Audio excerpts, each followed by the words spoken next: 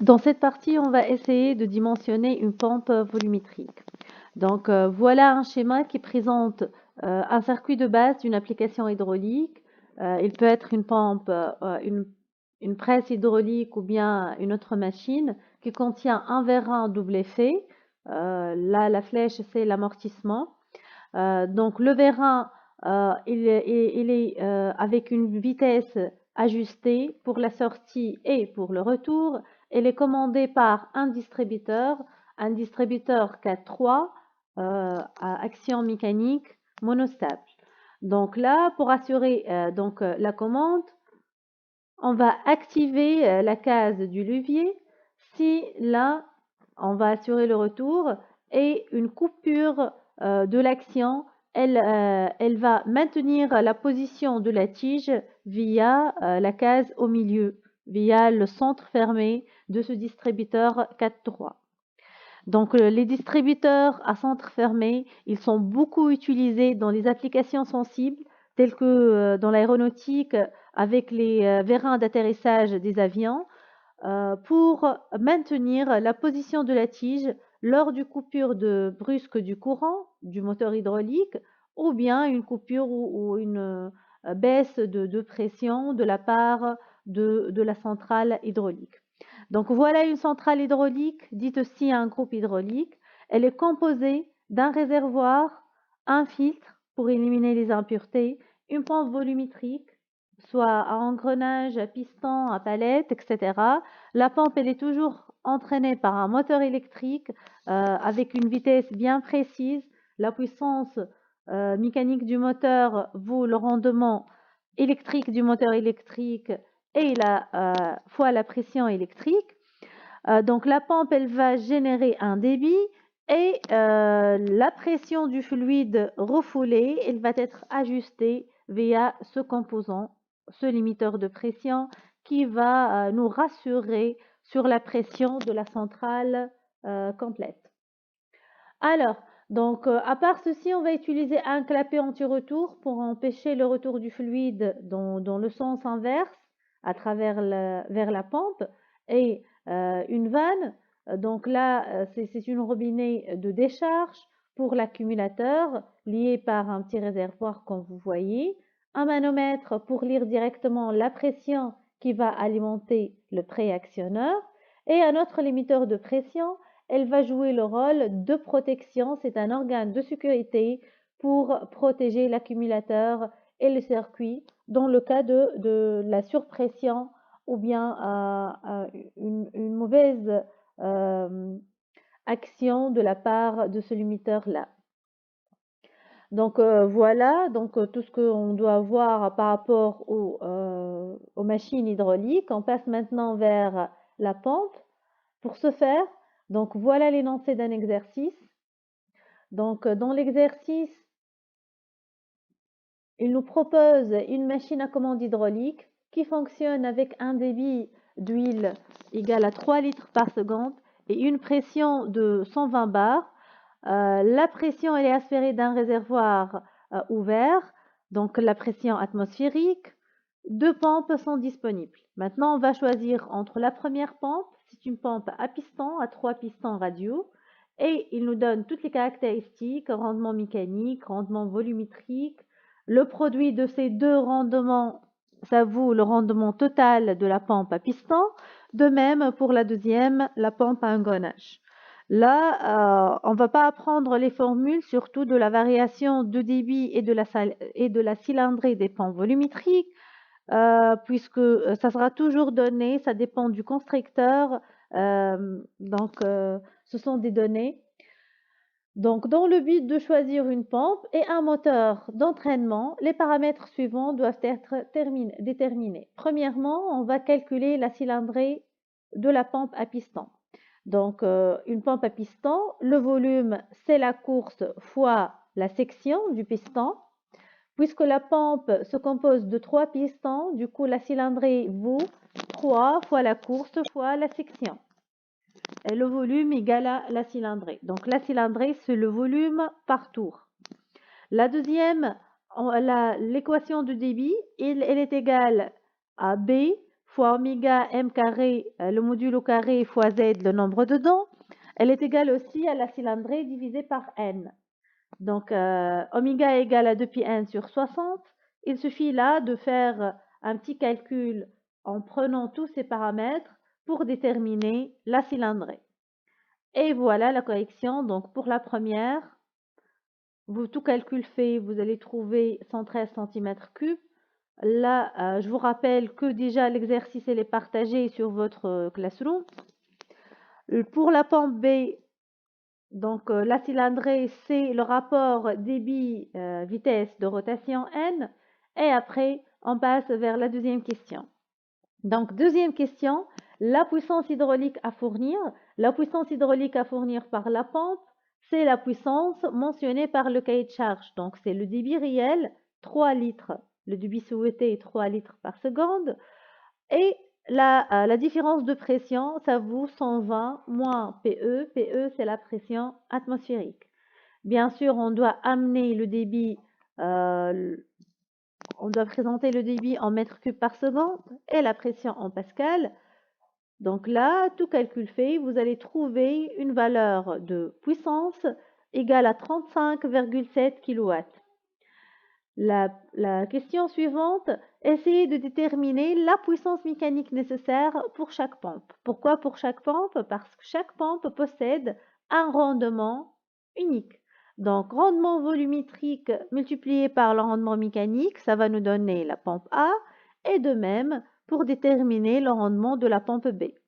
Maintenant, saviez-vous que le rendement de la pompe, c'est la sortie divisé par l'entrée. Donc là, de cette partie, c'est la puissance absorbée, c'est la puissance mécanique qu'on va la chercher.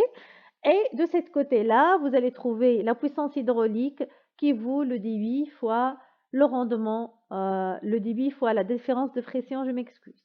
Le rendement, c'est le rapport puissance hydraulique divisé par puissance mécanique. Donc, revenons vers l'exercice. Donc là, on va tout simplement déterminer la puissance mécanique par l'équation puissance hydraulique divisée par le rendement total. On passe vers la question numéro 4. Déterminer la vitesse de rotation d'entraînement de chacune de pompes en tours par minute. Donc, on va chercher N. On va chercher N via quoi? Donc, on a déterminé la cylindrée par rapport aux spécifications géométriques de la pompe à piston et la deuxième pompe à engrenage. On sait bien le débit souhaité il est égal à 3 litres par seconde, sachant que chaque pompe possède un rendement volumétrique bien déterminé. Pompe A et voilà pompe B. Maintenant, le rendement volumétrique, c'est le rapport entre le débit réel et le débit théorique de la capacité de la pompe. Donc, ce rendement volumétrique, elle est égal à 3 litres par seconde divisé par la cylindrée de chacune de ces deux pompes multiplié par la vitesse d'entraînement. On va mettre ceci en équation. Donc voilà, la vitesse de rotation, elle est égale au débit souhaité ou bien désiré divisé par le rendement volumétrique de la pompe multiplié par la cylindrée. Toujours essayer de vérifier les unités. Donc on doit garder la litre par minute, litre par minute. Là c'était le litre par minute, c'est ça. Donc fois le rendement.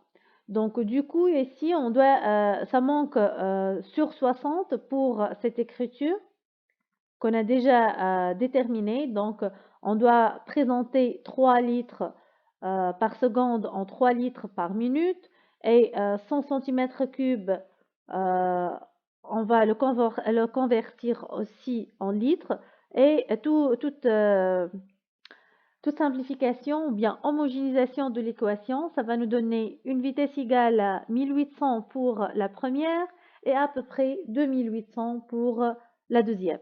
Question numéro 5. Maintenant, on a déjà calculé ici la puissance mécanique. Sachant que la puissance mécanique égale le couple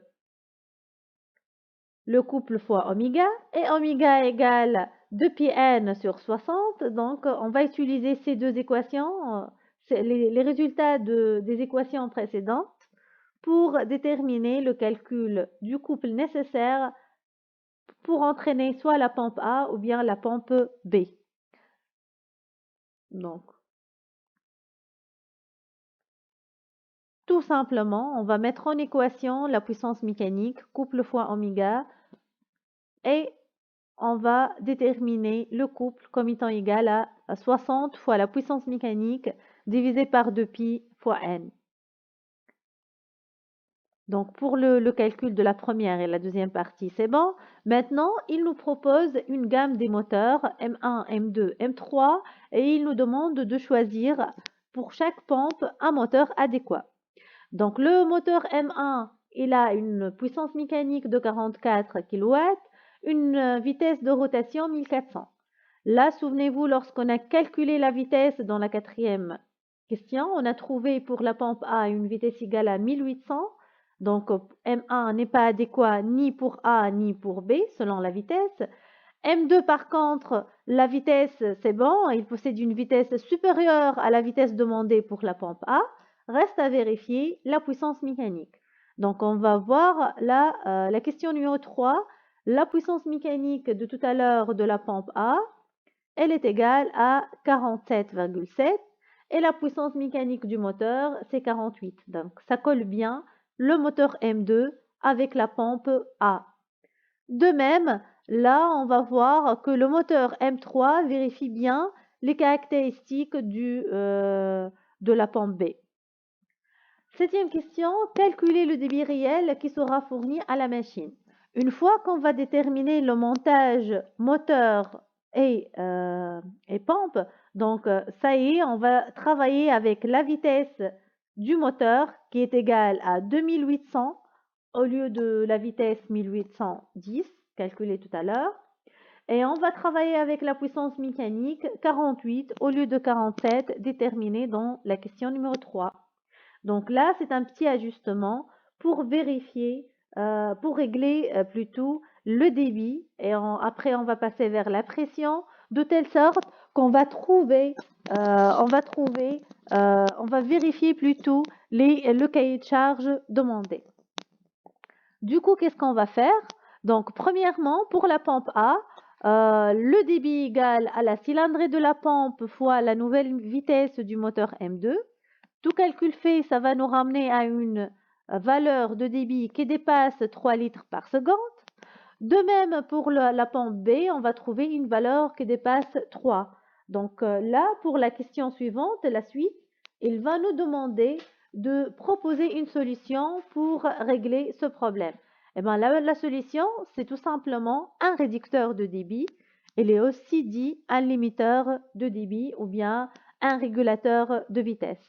Dernière question, donc là, la dernière question, donc calculer la pression de service de la machine, ça sera la même chose. Donc, puisqu'on va changer la puissance mécanique pour la pompe A et la puissance mécanique pour la pompe B, selon le choix du moteur effectué, du coup, PS, ça va être, ça va modifier elle aussi de valeur et elle va demander un ajustement nécessaire.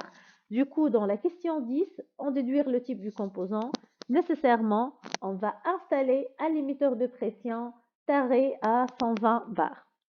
Donc, pour la question 9, moyennant là le calcul de delta P, donc la puissance mécanique égale à la puissance mécanique égale à la puissance hydraulique divisée par le rendement de la pompe.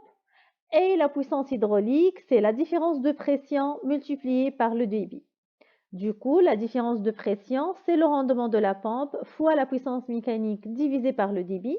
Là, méfiez-vous, on va utiliser le débit souhaité du cahier de charge, puisqu'on a proposé une solution là, dans l'étape 8, pour diminuer le débit suite au choix des moteurs. Donc, pour ajuster le débit à 3 litres par seconde, du coup, on va continuer à utiliser 3 litres par seconde. Donc, tout calcul fait, ça va nous ramener à une pression PS égale à 120,6 pour la première pompe.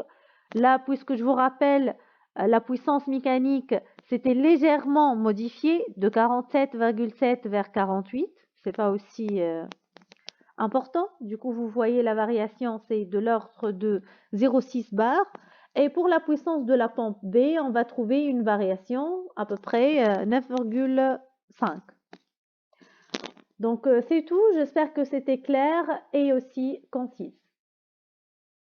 Merci.